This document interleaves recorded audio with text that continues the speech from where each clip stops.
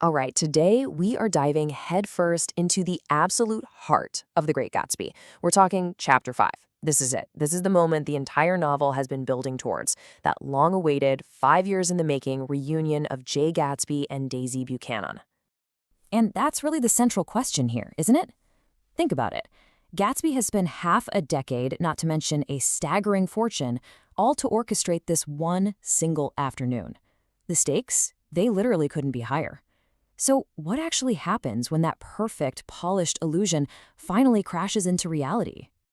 You'd expect this chapter to open with romance, right? But no. It kicks off with this frantic, almost desperate energy. Gatsby's prep for Daisy's arrival is anything but chill. It's a full-scale, nail-biting operation, and it is fueled by pure anxiety. I mean, just imagine this. Nick comes home at 2 in the morning, and Gatsby's entire mansion is blazing with light. And he's not throwing a party, not at all. He's just wandering through the rooms, totally restless, because he needs every single detail to be absolutely, unquestionably perfect. And his obsession with perfection doesn't just stop at his own property line. Oh no, he actually sends a gardener over to cut Nick's lawn, and then he has a literal greenhouse worth of flowers delivered to Nick's tiny house. It's so over the top, and it just goes to show how Gatsby is trying to control every single possible variable for this one meeting. And right in the middle of all this chaos, things get a little weird. Gatsby makes this clumsy, tactless offer to get Nick involved in one of his shady, sideline businesses. It's such a revealing moment. He is so desperate to repay Nick that his first instinct is to throw money at the problem. It just shows that cash has become his main tool for everything. So the big day arrives, and of course, the weather itself decides to get in on the drama. It is pouring rain, just a gloomy, tense backdrop for everything. All of Gatsby's careful planning can't control the atmosphere, and you can just feel the tension in the air. It is thick. In that cool, mysterious party host we've all heard about? Yeah, forget him. The Gatsby who shows up at Nick's door is a total wreck. He's pale, he hasn't slept, and he is so nervous that he's convinced Daisy isn't going to show up, even when she's only 2 minutes late. And this is the moment of pure panic. After Daisy arrives, Gatsby literally sneaks out the back door, circles around to the front, and pretends he just got there. It's so bizarre. Then he pulls Nick aside, completely overwhelmed, and says this: the sheer weight of his 5-year-old dream is just about to crush him. Inside, things are just as tense. Gatsby's leaning against the mantelpiece, trying so hard to look casual, and he almost knocks over this old broken clock, and he catches it with these trembling fingers. I mean, talk about a metaphor, right? Here's a man desperately, clumsily trying to stop and rewind time itself. And the first words they exchange? Oof, it is excruciatingly awkward. And Gatsby's reply, 5 years next November? It's so specific. It just screams how long he's been counting every single day. The silence that follows feels like it lasts an eternity. Nick's observation here just says it all, doesn't it?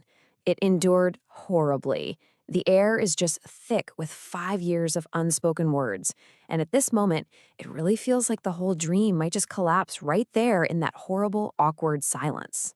So Nick, seeing this whole disaster unfold, does what any of us would probably do. He gets out of there. He just leaves them alone, walks out into the rain for half an hour, and when he comes back, the change is absolutely miraculous.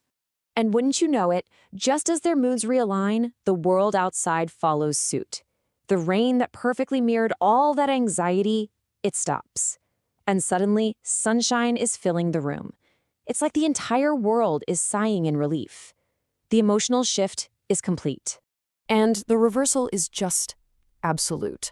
The guy who was pale and panicking is now, and I quote, literally glowing. He's filled with this new well-being that just radiates out and fills the entire room. For now, at least, it looks like the dream has survived its collision with reality. Okay, so the emotional reunion was a success. Phase 2 can now begin, the grand tour. Gatsby takes Daisy through his mansion, which is basically the physical proof of his 5-year quest. This house isn't just a house, it's his argument for why he is finally worthy of her. He says this to Nick, but Let's be real, it is 100% for Daisy. He needs her to know, beyond a shadow of a doubt, that this whole world was built from the ground up just for her, for this very moment.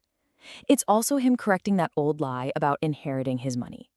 As they're wandering through all these ridiculously opulent, empty rooms, Nick notices something fascinating. He says Gatsby revalued everything in his house according to the measure of response it drew from her well-loved eyes.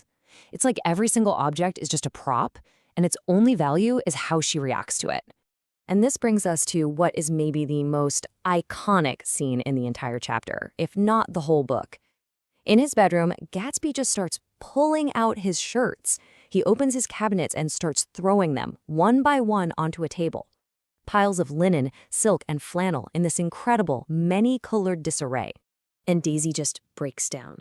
She starts crying. Now, obviously, she's not crying about shirts. She's crying because this vibrant, ridiculously expensive pile of fabric is the undeniable, tangible proof of the wealth and the life that she gave up. It's the overwhelming reality of what could have been. But even in this moment of pure triumph, you can feel a little shadow starting to creep in. As the afternoon goes on, we start to really see the immense and maybe even impossible weight of Gatsby's dream. Let's talk about that green light again. Before today, the light at the end of Daisy's dock was everything to him. It was the focal point of all his hope and all his longing, this distant, magical beacon of the future he was trying to build. But now with Daisy's arm linked through his, he looks out across the bay and the magic is just gone. The symbol has been replaced by the real thing. And in gaining Daisy, he's lost the colossal significance of the light. It's just a green light on a dock now. Something huge has actually been lost now that he's won. This observation from Nick, well, it gets right to the tragic heart of the whole novel. Gatsby's dream wasn't really just about Daisy, the person. He had poured all of his creative passion into it. He built it up so high that his illusion had become bigger and more perfect than Daisy or any real person could ever possibly be. And that's really the question Chapter 5 leaves us wrestling with. Gatsby got what he wanted. He achieved his goal. But we're left to wonder, can the reality of Daisy Buchanan ever truly compare to the perfect, flawless dream that he's been storing up in his heart for all these years?